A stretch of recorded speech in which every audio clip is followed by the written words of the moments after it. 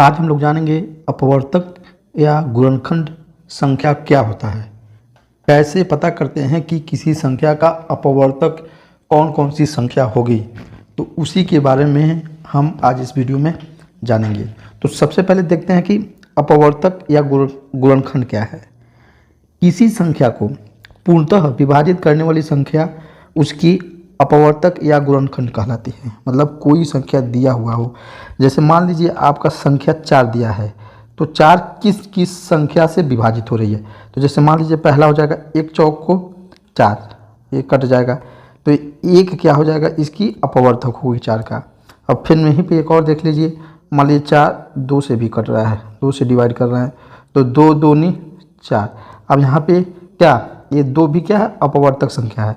अब मान लीजिए यहीं पे 4 को हम 4 से काट रहे हैं, 4 एक कम 4, ये भी कट जा रहा है, तो ये 4 भी क्या है, अपवर्तक संख्या है। अर्थात 4 का मतलब 4 का अपवर्तक संख्या 1, 2 और 4 होगा, ये अपवर्तक संख्या होगा। तो ऊपर परिभाषा में भी ये बताया गया है, किसी संख्या को पूर्णतः विभाजित करने वाली संख्या उसकी अपवर्तक या गुणनखंड कहलाती है। इसको ऐसे भी कह सकते हैं, कोई संख्या जिन जिन संख्याओं से पूरी तरह विभाजित हो जाती है वह संख्या उस संख्या की अपवर्तक या गुणनखंड कहलाती है। जैसे मान लीजिए 2 है, अब वही बात यहाँ पे भी करा, 2 जिस जिस संख्या से विभाजित होगी, तो 2 1 का 2 में गुणा करेंगे तो 1 2 यहाँ 2 हो गया, फिर 2 का 2 से 2 1 कम 2, तो यहाँ पे 1 2 यहाँ 2 और 2 1 कम 2, तो यहाँ पे क्या है, यहाँ 2 से विभाजित हो रही, 1 से विभाजित हो रही, तो दोनों क्या हो जाएंगे, 1 और 2 अपवर्तक होंगे। ठीक, अब इसके यही गुणनखंड भी हो जाएंगे, अपवर्तक भी हो जाएंगे। तो अपवर्तक संख्या वे संख्या होती है जो दी गई संख्या को पूरी तरह विभाजित कर दे हैं। जैसे यहाँ पे देखिए दिया गया है संख्या अपवर्तक या गुणनखंड। अब यहाँ पे देखिए 2 जो है 1 और 2 से पूरी तरह विभाजित हो जाएगी, जैसा कि ऊपर मैंने आपको बताया है। अब यहाँ पे देखिए 6 भी 1 से 1 में 6 का गुणा करेंगे, जाहिर सी बात है 1 6 या 6 होता है, या आप 2 से 2 3 या 6 होता है, अब 3 से 3 दूनी 6 होता है, अब 6 से 6 कम 6 होता है। अर्थात 6 जो संख्या है पूरी संख्या से 1 2 3 और 6 से पूरी तरह विभाजित हो जाएगी, तो 1 2 3 और 6 क्या हो जाएंगी, 6 की अपवर्तक संख्या हो जाएगी। अब यहाँ पे 20 देखिए, 20 को विभाजित करने के लिए हम 1 से भी विभाजित कर सकते हैं, 2 से विभाजित कर सकते हैं, 4 से, 5 से, 10 से, 20 से। अब कैसे विभाजित कर सकते हैं, अब देखिए, अब यहाँ से देखिए, जैसे मान लीजिए यहाँ पे 20 दिया हुआ है, 1 से भी ये कट जाएगा, तो 1 से तो 20 बार में जाएगा, ये कट गया। ठीक, अब यहीं पे देखिए 20 को हम 2 से भी काट सकते हैं, तो देखिए 2 से 2 दहा 20 कट गया। अब इसी तरह हम 20 को 4 से भी काट सकते हैं, तो 4 पच्चे 20 कट गया। इसी तरह हम 20 को 5 से भी काट सकते हैं, यहाँ देखिए 5 से, तो 5 चौक को 20 कट गया। इसी तरह हम 20 को 10 से भी काट सकते हैं, तो 10 दूनी 20 कट जाएगा। ठीक, इसी तरह हम 20 को 20 से भी काट सकते हैं, 20 एक कम 20 कट गया। अर्थात 1 2 4 5 10 20 ये सब क्या है, 20 के अपवर्तक संख्या है। इसी प्रकार 30 की अपवर्तक संख्या 1 2 3 5 6 10 15 30 ये सब अपवर्तक संख्या होगी, क्योंकि इन सभी संख्याओं से 30 जो है पूरी तरह विभाजित हो जाएगा, अर्थात उसमें कोई शेषफल नहीं बचेगा। जब पूरी तरह विभाजित हो जाएगा तभी अपवर्तक संख्या बचेगा होगा, शेषफल बचेगा तो उस स्थिति में नहीं। तो इसके कुछ महत्वपूर्ण बिंदु हैं, उसको देखिए। प्रत्येक संख्या का अपवर्तक गुणनखंड है, कह रहा है प्रत्येक संख्या का अपवर्तक गुणनखंड है, ये तो जाहिर सी बात है उसका गुणनखंड होता है। प्रत्येक संख्या स्वयं का अपवर्तक गुणनखंड होती है, हाँ ये भी है।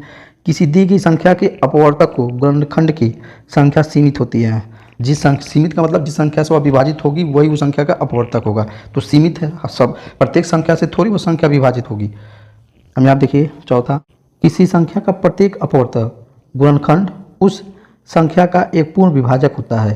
पांचवा देखिए, किसी संख्या का प्रत्येक अपवर्तक गुणनखंड उस संख्या से छोटा या उसके बराबर होता है, छोटा या बराबर होता है। जैसे उसका क्या अपवर्तक, देखिए ये भी समझ ले, किसी भी संख्या का अपवर्तक न्यूनतम 1 हो सकता है, और मतलब न्यूनतम यानी सबसे छोटा जो अंक 1 हो सकता है, और सबसे बड़ा वह खुद संख्या हो सकती है। जैसे मान लीजिए दो कोई संख्या लेते हैं तो सबसे छोटा 1 होगा और सबसे बड़ा वह खुद संख्या होगी। ऊपर हम आपको दिखाते हैं, जैसे यहाँ देखिए 2 का अपवर्तक 1 है, सबसे छोटा सबसे बड़ा खुद 2 ही है। 6 का अपवर्तक सबसे छोटा 1 है, सबसे बड़ा यहाँ पे 6 है। 20 का अपवर्तक सबसे छोटा 1 है, सबसे बड़ा 20 है। 30 का अपवर्तक सबसे छोटा 1 और सबसे बड़ा 30 है। अर्थात किसी भी संख्या का अपवर्तक 1 होगा और वह खुद वह संख्या होगी, उससे बड़ा कोई अपवर्तक नहीं होगा। उसके बीच में हो सकता है 1 और उस संख्या तक वह संख्या खुद अपवर्तक हो सकती है, लेकिन उस संख्या से बड़ा कोई अपवर्तक नहीं होगा। तो जैसे 6 का अपवर्तक सबसे बड़ा खुद 6 ही होगा और सबसे छोटा 1 होगा। यही मतलब समझाने का प्रयत्न किया जा रहा है आपको। तो आपको इस वीडियो में ये बताया गया कि अपवर्तक कैसे निकालते हैं और अपवर्तक संख्या कौन कौन सी हो सकती है। अपवर्तक संख्या कौन कौन सी हो सकती है। अब अपवर्त संख्या कैसे निकालते हैं, जैसे देखिए किसी भी संख्या का अपवर्त संख्या निकालने के लिए उसमें क्रमशः 1 2 3 4 5 ऐसे गुणा करेंगे तो उसका अपवर्त संख्या निकलता जाएगा। जैसे मान लीजिए हमको 2 का 3 अपवर्त संख्या निकालना है तो पहला हो जाएगा 2 × 1 = 2, इसका अपवर्त संख्या है। यहीं पे 2 × 2 = 4 अपवर्त संख्या है। 2 × 3 = 6, इसका अपवर्त संख्या। ये 3 निकल गया। अब यहीं पे 5 निकालना रहता तो 2 × 4 = यहाँ पे 8, ये भी अपवर्त संख्या है। 2 × 5 = 10, ये भी क्या अपवर्त संख्या है।